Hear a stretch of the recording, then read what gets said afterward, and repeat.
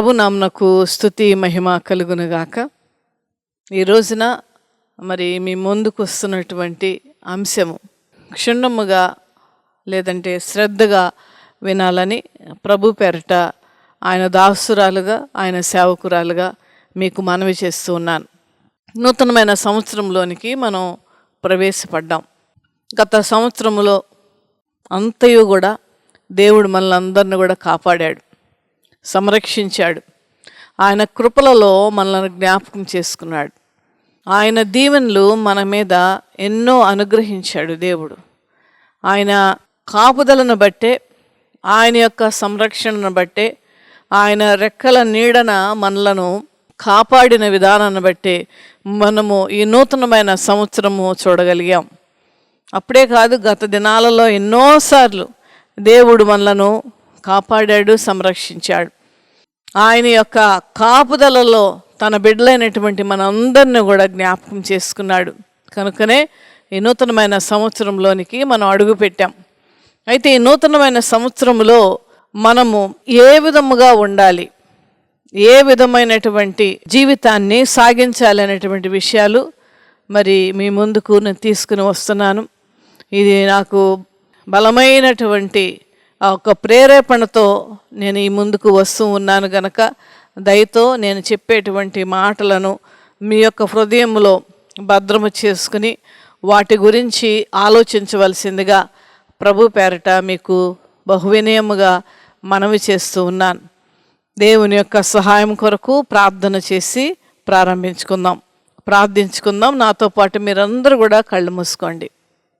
తండ్రి అయిన దేవా, పరిశుద్ధుడా, నీకు స్తోత్రాలు అర్పిస్తున్నాము నాయన. తండ్రి, ఈ సమయంలో నా ప్రభా నీ పాదాల యొద్దకు వస్తున్నాం ప్రభా. తండ్రి నాయన, నాతో పాటు మరి ప్రార్థనలో ఏకీభవిస్తున్న ప్రతి బిడ్డను కూడా మీరు జ్ఞాపకం చేసుకోమని అడుగుచున్నాను. తండ్రి నా ప్రభా, దేవా నాయన, వీరందరూ నాయన ఈ వాక్యాన్ని వినుచుండగా ప్రభా ఈ వాక్యము ద్వారా మీరే మాట్లాడము నాయన. ఈ వాక్యము ద్వారా మమ్మలను మీరు సంధించమని అడుగుచున్నాను. ఈ వాక్యము ద్వారా మమ్మలను మేలుకొల్ప చేయమని ప్రార్థిస్తున్నాను. మా జీవితం ఎలాంటిది, మా జీవితం ఏ విధముగా ఉన్నది అనేటువంటి ఒక పరీక్ష మేము చేసుకున్నటకు మా యొక్క ఆత్మలను, మా యొక్క శరీరమును సన్నిహితులుగా చేయమని ప్రార్థిస్తున్నాను. తండ్రి ఆత్మదేవ, నీవే నా తండ్రి, నీ ఆత్మ శక్తి ద్వారా మా అందరితో మీరు మాట్లాడమని, ఈ సమయము నాయన మా అందరికీ ఒక మేలుకొలుపుగా ఉండుటకు నాయన నీ కృప, నీ కాపుదల, నీ సహాయము మాకు దయచేయమని యేసయ్య నామమున అడుగుచున్నాను తండ్రి. Amen, amen. నూతనమైన సంవత్సరంలోనికి మనం అడుగుపెట్టాం. అలా చెప్తున్నాను, ఆయన కృప, ఆయన కాపుదలను బట్టే మనము ఈ నూతనమైన సంవత్సరంలో అడుగుపెట్టాం. అయితే దేవుడి యొక్క ఆశీర్వాదాలంటే అందరికీ కూడా ఇష్టమే. దేవుని యొక్క సహాయము అని అంటే అందరికీ కూడా ఇష్టమే. దేవుడు నా ప్రార్థన ఆలకించాడని మనం చాలా సంతోషముగా సాక్ష్యాలు చెప్తాం, చాలా సంతోషముగా మరి అనేక మందికి తెలియజేస్తూ ఉంటాం. ఎందుకనగా దేవుడు తన యొక్క కృపలలో మనల్ని జ్ఞాపకం చేసుకుంటే ఆయన నామములో ఉన్నటువంటి సకలమైన ఆశీర్వాదాలు దేవుడు మనకు అనుగ్రహించే దేవుడు. ఆయన కాపుదల, ఆయన యొక్క దీవెనలతోనే మన యొక్క బ్రతుకులు వెళ్ళబుచ్చుతూ ఉన్నాం. అయితే మరి మనం జీవించినటువంటి విధానములో మరి గత సంవత్సరములో మరి మన యొక్క స్థితిగతులు ఎలా ఉన్నవి, నూతనమైన సంవత్సరంలోనికి మరి వచ్చిన తర్వాత మన యొక్క నిర్ణయాలు ఏ విధముగా ఉన్నవి అనేటువంటి విషయం మనం ఒక్కసారి పరీక్షించుకుందాం. మన యొక్క ఆత్మీయ స్థితి గురించి మనం పరీక్షించుకుంటే చాలా మంచిదండి, చాలా మంచిది. ప్రభు యొక్క భారాన్ని కలిగి నేను చెప్తున్నాను దేవుని బిడ్డలారా. ప్రభు యొక్క మనస్సు ఒక స్పందనతో నేను మాట్లాడుచున్నాను. మన యొక్క ఆత్మీయ స్థితి ఎలాగ ఉన్నది అనేటువంటి ఒక పరీక్ష ఈ నూతనమైన సంవత్సరంలో మనం చేయటం మనకి ఎంతో అవసరమై ఉన్నది. అది మనకు మేలు కలిగినదే, అది మనలను ఆత్మీయంగా బలపరిచేదే, అది మన కుటుంబానికి ఎంతగానో సంరక్షణనిచ్చేదే. మరి దీని విషయంలో మన ఆత్మీయ స్థితి ఎలా ఉన్నది అనేటువంటి విషయం మనం పరీక్షించుకుంటే మంచిది. చాలామంది ఆశీర్వాదాల గురించి ప్రార్థనలు చేస్తారు.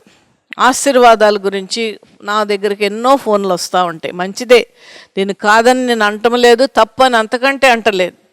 కానీ ఇహలోక సంబంధమైనటువంటి ఆశీర్వాదముల గురించి ఎక్కువగా తాపత్రయపడేటువంటి వారు ఈ రోజులలో కనపడుతూ ఉన్నారు.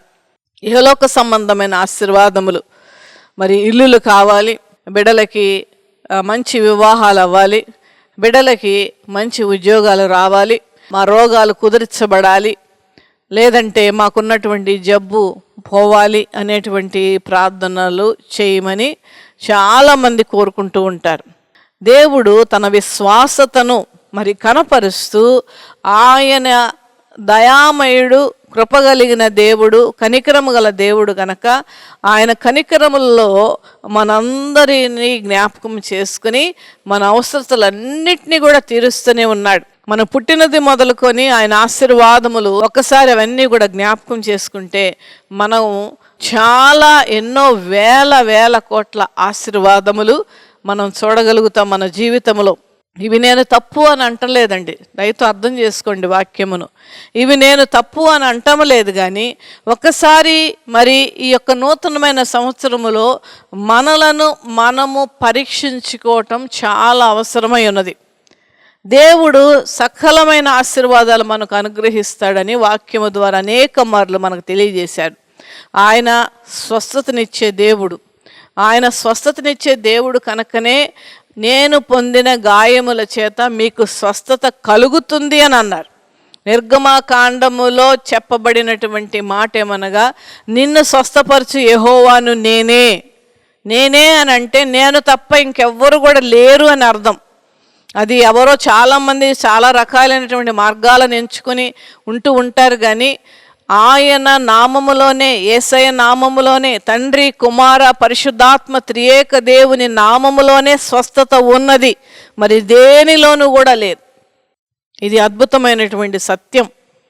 ఆయన పొందిన గాయముల చేత మీకు స్వస్థత కలుగుతుంది అని పేతురు రాసినటువంటి పత్రికలో మరలా కొత్త నిబంధనలో తెలియజేశారు. ఇంకా వేరే విధముగా కూడా అనేక మార్లు ఆయన స్వస్థతల గురించి సువార్తలలో స్వయముగా యేసు ప్రభుల వారే తెలియజేశారు. అనేక మంది, వేల మంది ముందు అనేక స్వస్థతలను చేసి ఆయన మహిమను మరి చాటించుకున్నారు, ఆయన మహిమను కనపరిచారు ఆ విధముగా. అంతేకాదు, ఆయన ప్రేమ, ఆయన కనికరం ఎలాంటిదో అనేటువంటి విషయంలో ఆయన ఏడుస్తున్నటువంటి వారిని ఓదార్చారు, బాధపడుతున్న వారిని ఓదార్చారు, కష్టములో ఉన్నటువంటి వారిని ఆయన అక్కన చేర్చుకున్నారు. మరి రకరకాలైనటువంటి కుంటి, గుడ్డి, కుష్టి వ్యాధులతో ఉన్నటువంటి వారందరినీ కూడా స్వస్థపరిచారు. అంతేకాదు, మరి ధనాన్ని కూడా నేను ఇస్తానని అనేక మార్లు, ధనము గురించి దాదాపు 300 సార్లు బైబిల్ గ్రంథంలో రాయబడింది. మిమ్ములను ఆస్తికర్తలుగా చేస్తాననేటువంటి ఒక అద్భుతమైనటువంటి వాగ్దానం. అది మా పరిస్థితి ఇలా ఉన్నది కదా, మేము ఈ రోజున ఏమీ లేనటువంటి వారముగా ఉన్నాము కదా అనేటువంటి ఒక ఆలోచనలు ఒకవేళ మరి మనకు ఉండొచ్చు.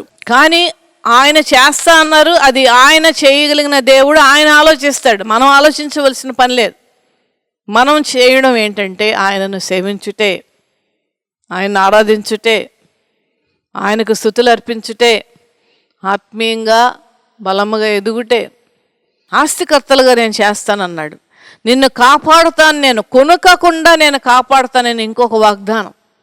నీకు సంరక్షణ దయచేస్తాననేటువంటి ఇంకొక వాగ్దానం. నీ బిడలను నేను అభివృద్ధి పరుస్తాను అనేటువంటిది ఇంకొక వాగ్దానం. నువ్వు బయటకు వెళ్తుంటే ఆశీర్వదింపబడతావు, నువ్వు లోపలికి వస్తుంటే ఆశీర్వదింపబడతావు. అదొక అద్భుతమైనటువంటి వాగ్దానములు. మిమ్ములను నేను సంరక్షిస్తాను, మిమ్ములను నేను పోషిస్తాను. ఇది అనేకమైన వాగ్దానాలు. ఇలా దేవుని యొక్క వాగ్దానాలు చెప్పుకుంటూ వెళితే ఎన్నో ఉన్నాయండి. ఆ వాగ్దానాల ద్వారా ఆ ప్రేమను ఆయన కనపరుస్తున్న విధానమును మనము కౌంట్ చేస్తే, లెక్క పెడితే మన జీవితకాలం కూడా సరిపోదు. అన్ని వాగ్దానాలు దేవుడు ఇచ్చాడు. అది నెరవేర్చగలిగిన సమర్థుడు, నెరవేర్చగలిగిన శక్తిమంతుడు, నెరవేర్చగలిగినటువంటి ప్రేమామయుడు అయినటువంటి దేవుడు. అవన్నీ నేను ఇస్తాను అని అంటున్నాడు దేవుడు. అయితే ఈ నూతనమైన సంవత్సరంలో మరొకసారి నేను చెప్తూ ఉన్నాను, దేవుని బిడ్డలారా, ఇన్ని చేసినటువంటి ప్రభువుకి, ఇన్ని వాగ్దానాలు చేసినటువంటి ప్రభువుకి పరలోకమును విడిచిపెట్టి మనందరి నిమిత్తము ఆయన ప్రాణ త్యాగము చేసినటువంటి ఆ దేవాది దేవునికి, రక్తము కార్చి శారీరకమైన మానసికమైన బాధలతో మనకు రక్షణనిచ్చినటువంటి ఆ దేవునికి ప్రాణము కూడా పణంగా పెట్టి నరకమునకు మనందరికీ మధ్యలో ఆయన నిలబడి నరకానికి వెళ్లకుండా మనల్ని కాపాడి ఇచ్చినటువంటి అద్భుతమైన రక్షణను బట్టి, ఆయన కాపుదలను బట్టి, ఆయన సంరక్షిస్తున్న విధానాన్ని బట్టి ప్రభు గురించి మనం ఏం చేస్తున్నాం?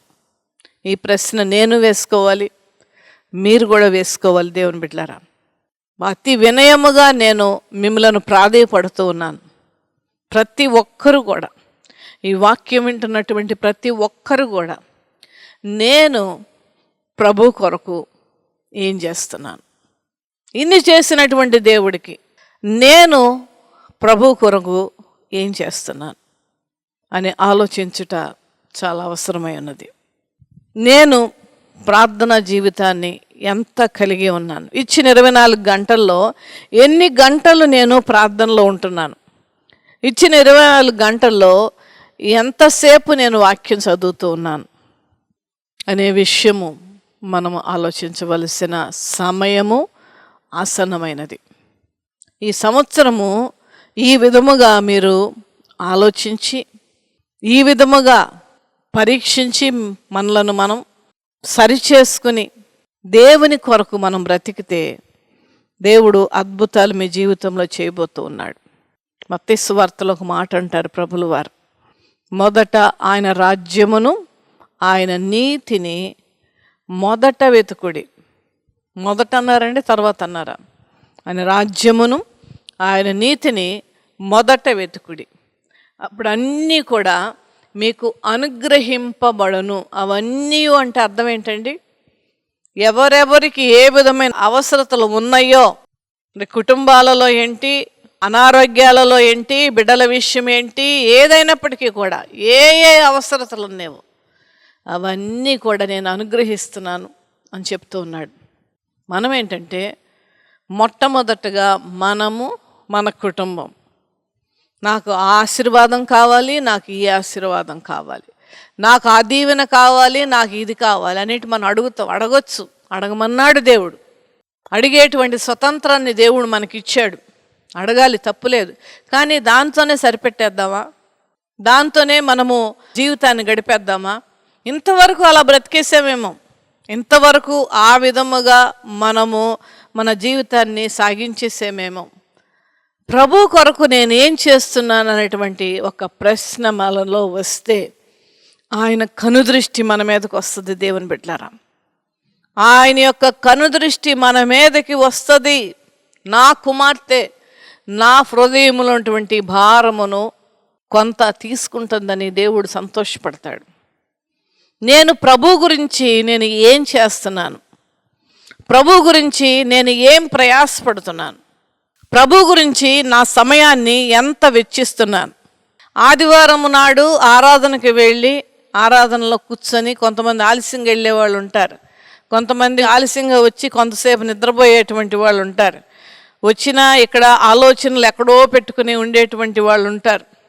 దేవుని బిడ్డలారా, నేను మరలా చెప్తూ ఉన్నాను, మీ అంతరంగములో, మీ హృదయ అంతరంగములో ఏ విధమైనటువంటి ఆలోచనలు ఉన్నవి, ఆయన ఎడల నీకున్నటువంటి ప్రేమ, ఆయన ఎడల నీకున్నటువంటి గౌరవము, ఆయన ఎడల నీకున్నటువంటి ఆ వాత్సల్యమును ఆయన కొలబద్దతో చూడగలిగిన శక్తిమంతుడు ఆయన. నువ్వు ఎంతగా ఆయన్ని ప్రేమిస్తే, నువ్వెంతగా ఆయనను కొనియాడితే, నువ్వెంతగా ఆయన యొక్క రాజ్యము గురించి పాటుపడితే నీ గురించి దేవుడు సంతోషపడేటువంటి వాడుగా ఉంటాడు. వారానికి ఒకసారి మందిరానికి వచ్చేసి ఆరాధనలో కూర్చొని వెళ్ళిపోవడమే గొప్పది అని అనుకునేటువంటి వాళ్ళు చాలామంది ఉన్నారు. అది నీ గురించి వస్తున్నావు, నీ కుటుంబం గురించి వస్తున్నావు, మీ సేవకుల దగ్గర ప్రార్థన చేయడానికి వస్తున్నాం, వచ్చి ఏదో కొంత కానుక వేసేసి మందిరంలో వెళ్ళిపోతున్నాం. అంతేనా అండి? ఒక్కసారి మీరు ఆలోచించండి. అంతేనా?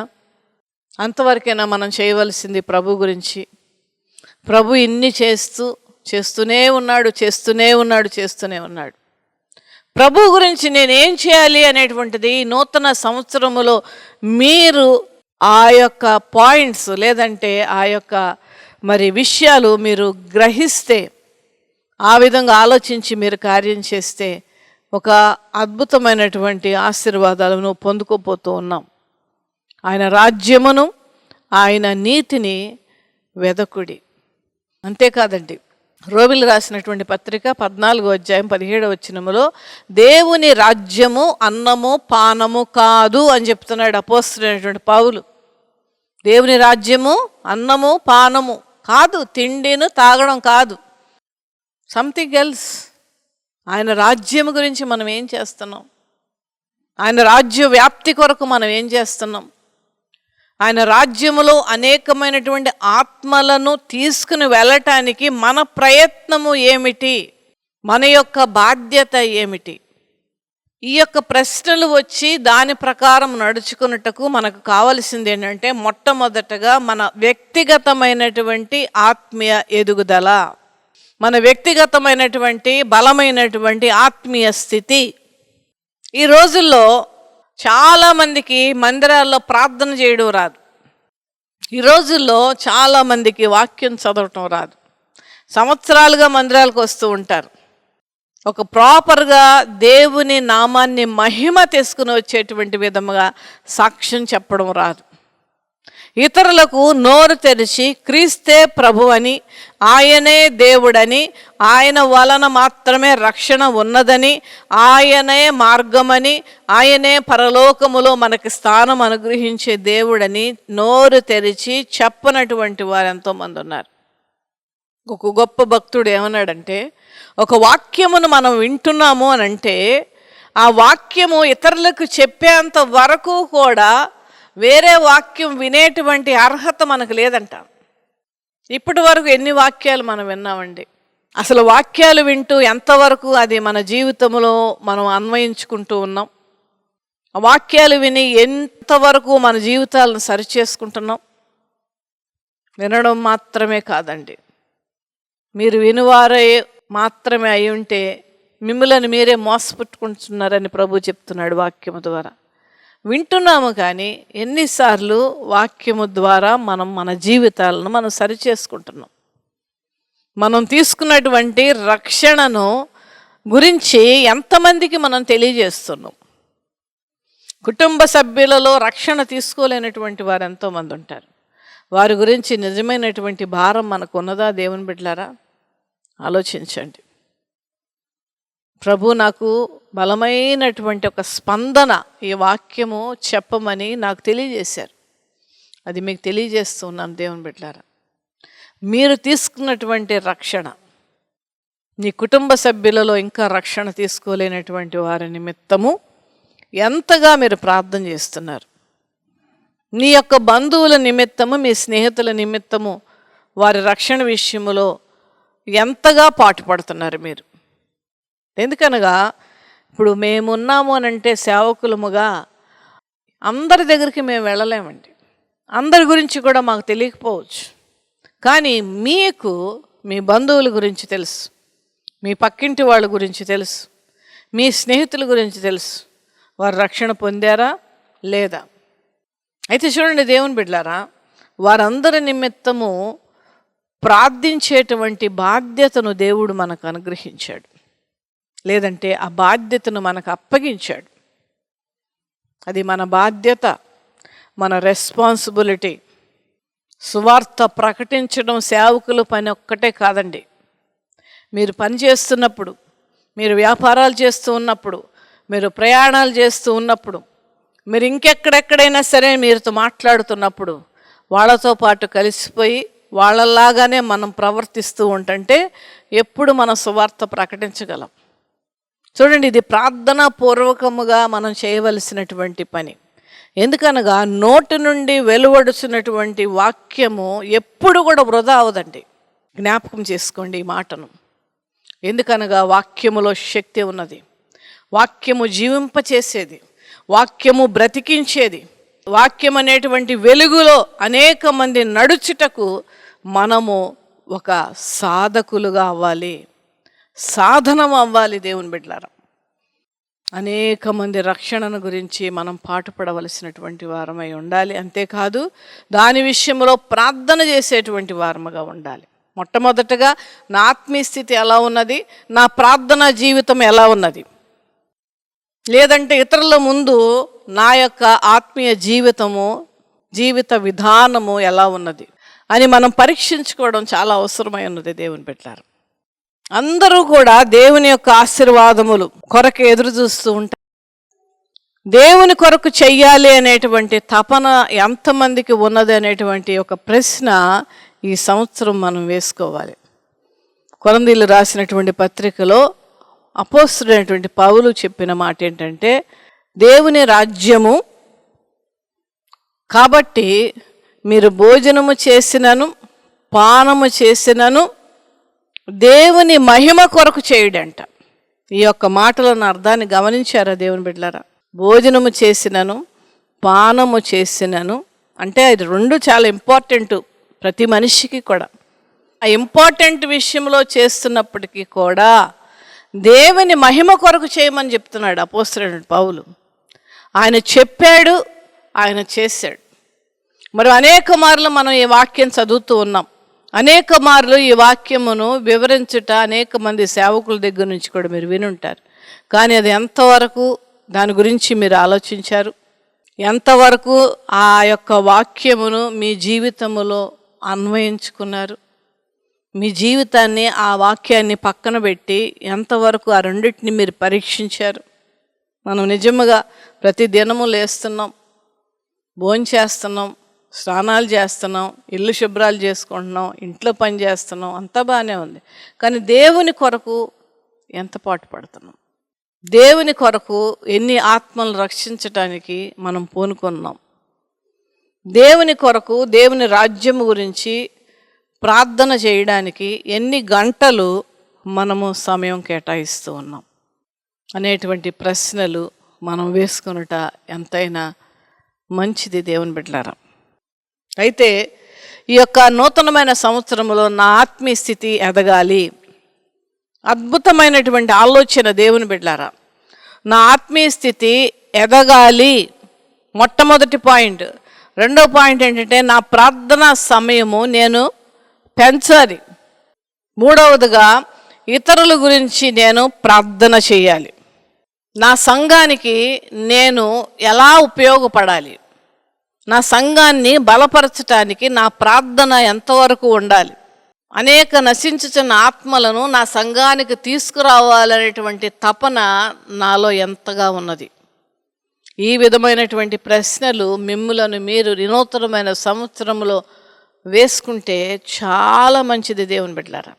కనుక మరి మిమ్ములను ఈ విధముగా హెచ్చరించటానికి, మిమ్ములను ఈ విధముగా వాక్యము ద్వారా మీ యొక్క స్థితిగతులను తర్బీదు చేసుకోవడానికి, ఈ యొక్క వాక్యపు ద్వారా మిమ్ములను మరి పురికొల్పడానికి, మరి ప్రభు ఇచ్చినటువంటి ప్రేరేపణ బట్టి మీ ముందుకు తీసుకొచ్చినటువంటి ఈ యొక్క వాక్యములను, ఈ యొక్క వాక్య బోధలను దయతో మీరు మీ యొక్క హృదయములో నాటించుకోండి. ఈ యొక్క వాక్యమును గురించి పదే పదే దాని గురించి మీరు ఆలోచించండి. ఎందువలన మరి ఈ విధమైనగా దేవుడు మాట్లాడుతూ ఉన్నాడు? ఎందుకనగా మనకి ఎప్పుడూ ఏంటంటే ఆశీర్వాదాలంటే చాలా ఇష్టం, మంచిదే. ఆశీర్వాదాలు కాదనకూడదు అనేటువంటి మాట నేను అంటలేదు. కానీ అవన్నీ కూడా దేవుడు ఇస్తాను అని అంటున్నాడు, అవన్నీ కూడా నేను చేస్తాను అని అంటున్నాడు. కానీ ఇన్ని చేసినటువంటి దేవుడికి నేనేం చేస్తున్నాను? ఇన్ని అనుగ్రహించిన దేవుడికి నేను తిరిగి ఏమిస్తున్నాను? ఆ కృతజ్ఞత భావం మనలో ఉండాలి కదండి. ఆయన విశ్వాసతను మన ఎడల కనపరుస్తూ శాశ్వతమైనటువంటి కృపలో మనలను జ్ఞాపకం చేసుకునిస్తున్నాడు పరలోకపు తండ్రికి. అనుక్షణము మనలను, మన కుటుంబాలను, మన బిడ్డలను కాపాడుతున్నటువంటి ఆ దేవాది దేవునికి తిరిగి ఏం ఇద్దామని నూతనమైన సంవత్సరములో మనం నిర్ణయం తీసుకున్నాం. దేవుని కొరకు నేను పాటు పడతాను అనేటువంటి ఒక నిర్ణయము మనం తీసుకున్నామా? దేవుని యొక్క బిడ్డలకు సువార్త ప్రకటించాలనేటువంటి నిర్ణయం మనం తీసుకున్నామా? వారి ఆత్మల రక్షణ గురించి నేను ప్రార్థన చేస్తాను అనేటువంటి ఒక నిర్ణయం మనం తీసుకున్నామా? మరలా చెప్తున్నాను దేవుని బిడ్డలారా, దేవుని కొరకు నేను ఏం చేయాలి ఈ సంవత్సరం? ముందుగా నీ ఆత్మీయ స్థితి బలముగా ఉంటే నీ ఒక సాధనముగా ఉంటావు ప్రభు కొరకు. నీ ఆత్మీయ స్థితి, నీ యొక్క ప్రార్థన యొక్క సమయము బలముగా ఉంటే నువ్వు దేవునికి ఉపయోగపడేటువంటి వ్యక్తిగా ఉంటావు. నిన్ను నిమిత్తము దేవుడు సంతోషపడేటువంటి వాడుగా దేవుడు ఉంటాడు. నిన్ను నిమిత్తము దేవుడు ఆనందపడేటువంటి వాడుగా ఉంటాడు. ఆయన ఆనందము, ఆయన సంతోషము మరి అది ఎంత దీవెనకరమో నేను చెప్పలేను దేవుని బిడ్డలారా. సకల ఆశీర్వాదమునకు కారణభూతుడైన పరలోకపు తండ్రి సకలమైన ఆశీర్వాదాలు మనకు అనుగ్రహిస్తాడు. కానీ తిరిగి నేనేమి ఇవ్వాలి? ఈ నూతనమైన సంవత్సరములో ఈ నిర్ణయాలు మీరు తీసుకోండి. ఈ నూతనమైన సంవత్సరములో ఈ విధమైనటువంటి ఆలోచన మీరు కలిగి ఉండి నిరంతరం మళ్ళా డిసెంబర్ 31వ తారీఖు వరకు నిరంతర కృషి చేయండి. దానిలో ఆటంకాలు వస్తాయి, కొన్ని అడ్డుగోడలు వస్తాయి, ఇంట్లో పరిస్థితులు సరిగ్గా ఉండవు, చెప్పినటువంటి వాళ్ళు నిన్ను తిట్టే పరిస్థితి వస్తుంది, చెప్పేటువంటి వాళ్ళు నీకు ద్రోహం చేసే పరిస్థితి వస్తుంది. ఇవన్నీ కూడా అపవాది యొక్క తంత్రాలు. నీ మార్గముకు అడ్డుగోడలు వేయడానికి అపవాది చేసినటువంటి పన్నాగములు.